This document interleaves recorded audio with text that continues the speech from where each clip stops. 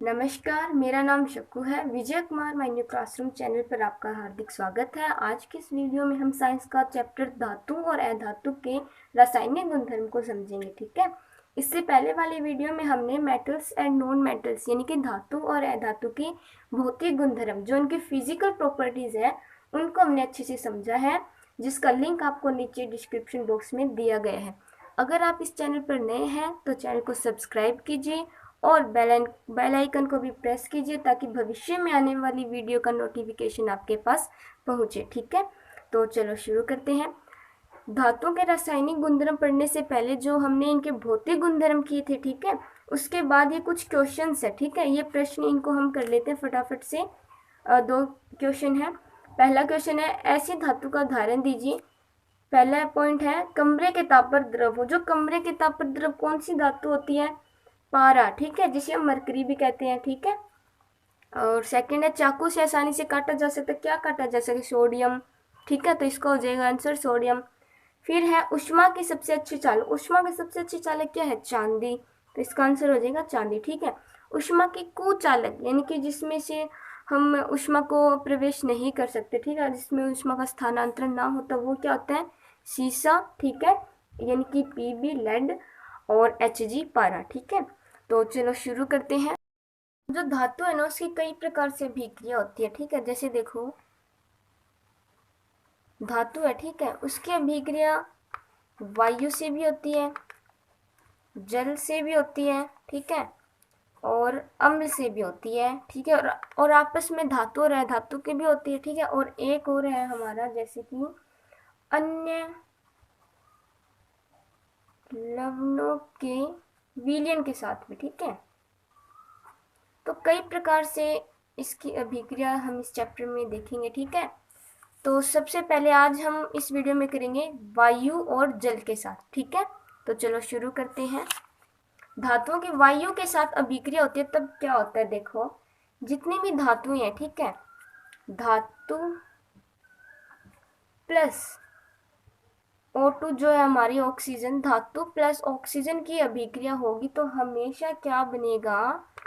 धातु ऑक्साइड। क्या बनेगा? धातु का ऑक्साइड बनेगा, ठीक है। इसकी आप डेफिनेशन लिख सकते हैं क्या?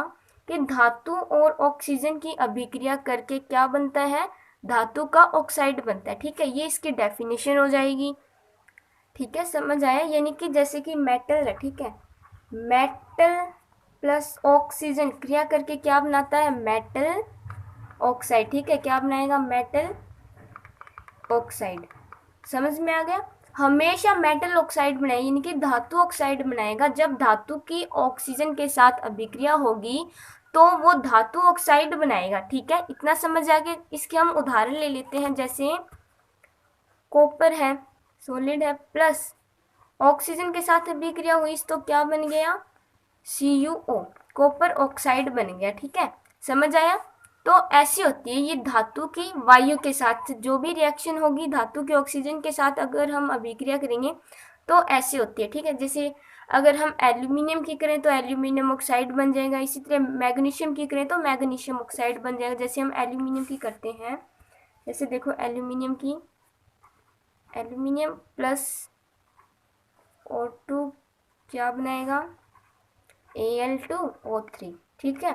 अब देखो ये Al2O3 ये जो सूत्र है ये कैसे बना? ये देखो, एल्यूमिनियम की संयोजकता कितनी होती है? 3। ऑक्सीजन की संयोजकता कितनी होती है? 2, ठीक है। तो ये इसके साथ जुड़ेगा और ये इसके साथ लगेगा, ठीक है। तो Al पे 2 है और ऑक्सीजन पर है 3। तो ये ऐसे होती है संयोजकता। देखो, एल्यूमिनियम की संयोजकता 3 है, ऑक्सीजन की संयोजकता कितनी है? 2, ठीक है।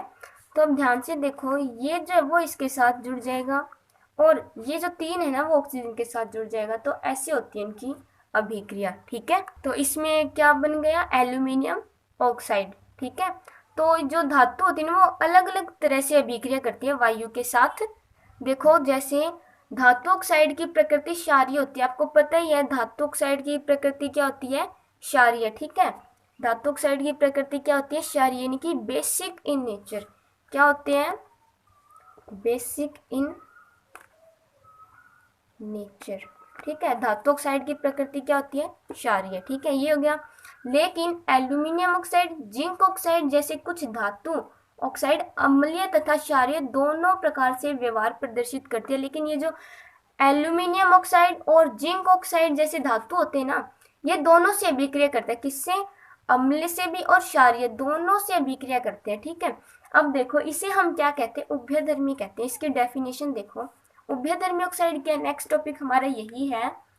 ऐसे धातु ऑक्साइड जो अम्ल तथा क्षारक दोनों से अभिक्रिया करके लवण तथा जल प्रदान करते हैं, उन्हें हम उभयधर्मी ऑक्साइड कहते हैं, ठीक है। समझ आ गई इतनी बात? जो भी धातु होते हैं जो अम्ल और क्षारक दोनों से क्रिया करते हैं ना, वो लवण प्लस जल प्रदान करते हैं, उन्हें हम उभयधर्मी ऑक्साइड कहते हैं, ठीक है। अब इसके उदाहरण देखो, ये है एल्यूमिनियम ऑक्साइड, ठीक है। फिर सोडियम हाइड्रोक्साइड मिलकर क्या बनाता है? Sodium aluminate. ये फॉर्मूला होता है सोडियम एल्यूमिनेट का, मैंने यहाँ लिख भी दिया, ठीक है। प्लस में जल, ये लवण है और जल है, ठीक है। यानी कि ये तो होगी हमारी धातु, और ये हो गया हमारा जो भी मतलब इसका अभिक्रिया की है दोनों तरफ से, यानी कि अम्ल और क्षार दोनों की यहाँ पर अभिक्रिया हुई है, ठीक है। अब देखो एक और एग्जाम्पल देखो, सोडियम एल्यूमिनियम ऑक्साइड, ठीक है, प्लस HCl मिलकर क्या बनाएगा? Aluminium chloride plus H2O। अब देखो यहाँ पर ये तो क्या है? अम्ल। ये क्या है? धातु है, ठीक है। क्या है? धातु। लेकिन आपको पता है, आप ये बात अच्छे से जानते हैं कि धातु की प्रकृति क्या होती है? क्षारीय, ठीक है। तो ये हो गया क्षारक प्लस अम्ल, समझ में आ गया? क्षारक प्लस अम्ल है, ठीक है। धातु है, धातु की प्रकृति तो क्षार है, तो हम इसे कह सकते हैं कि ये क्षारक है। और अम्ल की अभिक्रिया होती है तो क्या बना दिया? लवण प्लस जल, ठीक है। तो ये होता है उभयधर्मी ऑक्साइड में। ये जो उदाहरण है ये आपको भी याद करने हैं, पूछे जा सकते हैं एग्जाम में, ठीक है। और नेक्स्ट टॉपिक है हमारा पोटेशियम तथा सोडियम जैसी कुछ धातुएं इतनी तेजी से अभिक्रिया करती हैं कि खुले में रखने पर आग पकड़ लेती है, जिसे रोकने के लिए इन्हें केरोसिन तेल में डुबोकर रखा जाता है, ठीक है। पोटेशियम और सोडियम जो वायु से अभिक्रिया इतनी तेजी से करती है कि इन्हें ये आग भी पकड़ सकती है, ठीक है। जिससे रोकने के लिए हम इसे केरोसिन तेल में डुबोकर रखते हैं, ठीक है। ये पॉइंट है। इसका नेक्स्ट पॉइंट है सामान्य ताप पर यानी कि रूम टेम्परेचर पर मैग्नीशियम, एल्यूमिनियम, जिंक और लेड इत्यादि जैसी धातुओं की सतह पर ऑक्साइड की परत चढ़ जाती है, ठीक है। सामान्य तापमान पर जो रूम टेम्परेचर पे है, जो ये धातुएं हैं मैग्नीशियम, एल्यूमिनियम, जिंक और लेड, ठीक है, ऐसी धातुओं पर क्या होता है? धातुओं की सतह पर ऑक्साइड की परत चढ़ जाती है, ठीक है।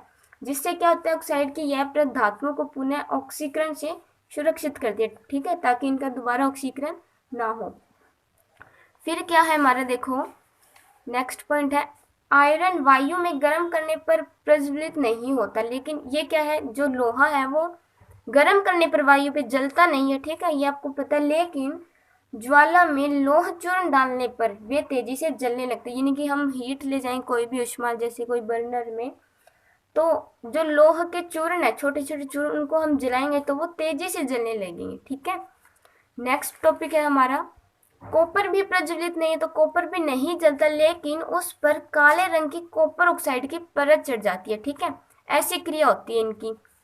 नेक्स्ट है, इंपॉर्टेंट है ये वाला पॉइंट, देखो सिल्वर एवं गोल्ड ऑक्सीजन के साथ अभिक्रिया नहीं करते। ये क्वेश्चन पूछे भी जा सकते हैं। ऐसे कौन से धातुएं हैं या कौन से तत्व हैं जिनकी ऑक्सीजन के साथ अभिक्रिया नहीं होती?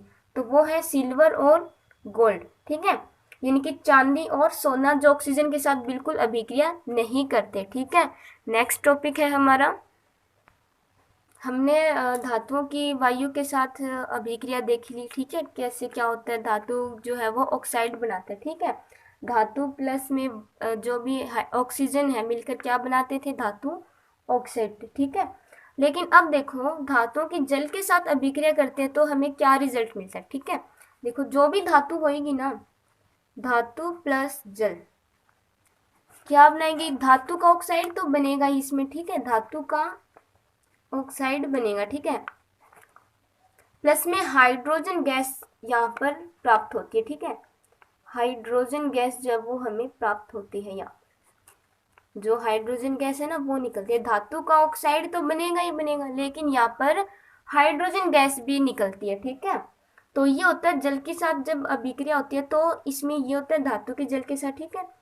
और अगर हम धातु ऑक्साइड धातु ऑक्साइड के जल से करेंगे तो देखो क्या होता है, प्लस में जल, तो धातु का पता है क्या बन जाता है, धातु का हाइड्रोक्साइड बन जाता है। ऑक्साइड तो बनता है लेकिन हाइड्रोक्साइड वाला, ठीक है। धातु हाइड्रोक्साइड, ठीक है। धातु का हाइड्रोक्साइड बन जाता है, धातु ऑक्साइड के जल से अभिक्रिया करते हैं। देखो इसके उदाहरण देखो, जैसे मान लो हमारे पास है सी, ठीक है, कैल्शियम प्लस H2, ठीक है।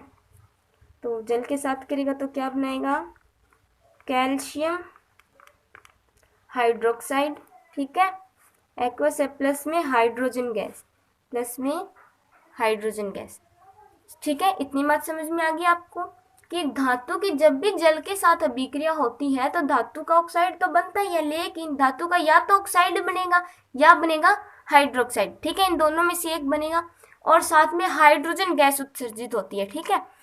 तो आपसे पूछा जा सकता है कि धातु के जल के साथ अभिक्रिया करने पर कौन सी गैस उत्पन्न होती है, तो हाइड्रोजन गैस इसका राइट आंसर हो जाएगा, ठीक है। तो अब इसमें भी वही रूल है, अलग अलग तरीके से अभिक्रिया करती है। देखो कैसे, जो सोडियम और पोटेशियम, ये एंड का निशान है, ठीक है। सोडियम और पोटेशियम जैसी धातुएं ठंडे जल के साथ तेजी से अभिक्रिया करती है, ठीक है। जो अब इसमें जल के साथ पूछें तो इसमें भी अलग अलग प्रकार से आएंगे कि भी जल के साथ ठंडे जल, गर्म जल या फिर नॉर्मल, ठीक है। तो जो सोडियम और पोटेशियम जैसी धातुएं ठंडे जल के साथ तेजी से अभिक्रिया करती है और साथ में इसमें ऊष्मा भी निकलती है, ठीक है। सोडियम और पोटेशियम में देखो यहाँ पर उदाहरण देखो, सोडियम प्लस H2O, ठीक है, ये जल है।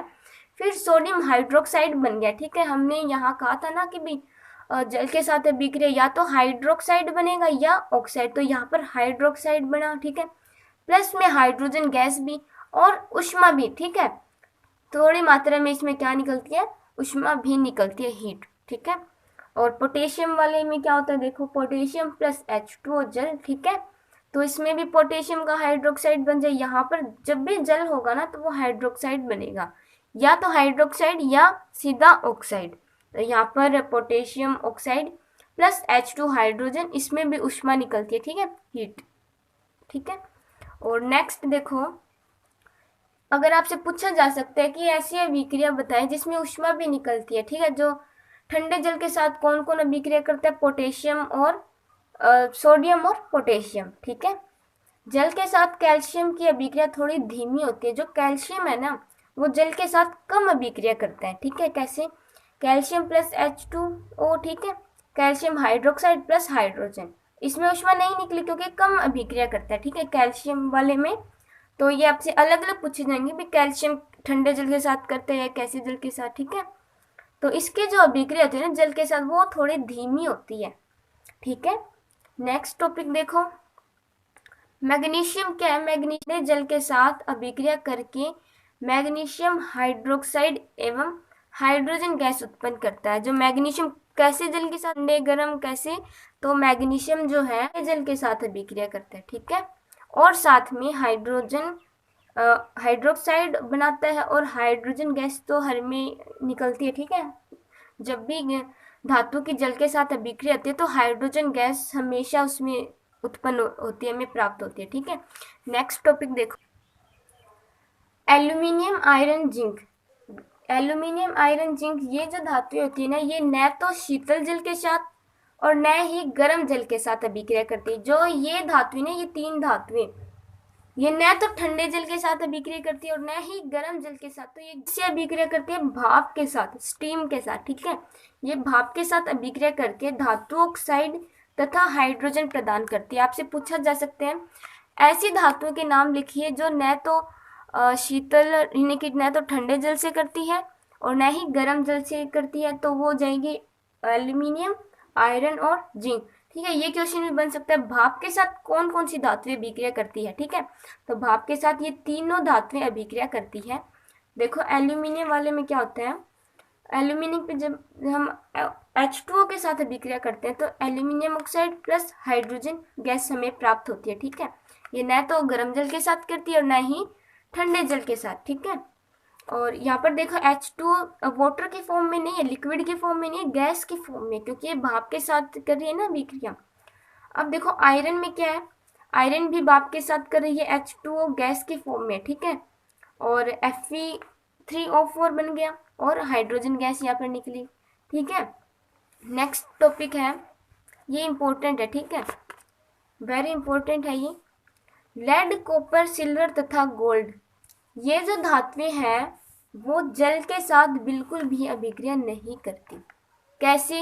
जो सिल्वर है यानी कि चांदी और गोल्ड जो पहनती हैं महिलाएं, जो आभूषण पहनती हैं सिल्वर और गोल्ड के, वो जल के साथ अभिक्रिया नहीं करती। अगर मतलब पानी की उस पर बूंदें लगती है, जल के साथ उनमें डुबोया जाता है, वो तो खराब हो जाते हैं, तो फिर कौन पहनता सोना। ठीक है, सोना चांदी जल के साथ अभिक्रिया नहीं करते। ठीक है, और कॉपर भी नहीं। लेड आपको पता है शीशा जो मिरर होता है वो भी नहीं करता। तो ऐसी धातुओं के नाम बताइए जो जल के साथ बिल्कुल भी अभिक्रिया नहीं करती।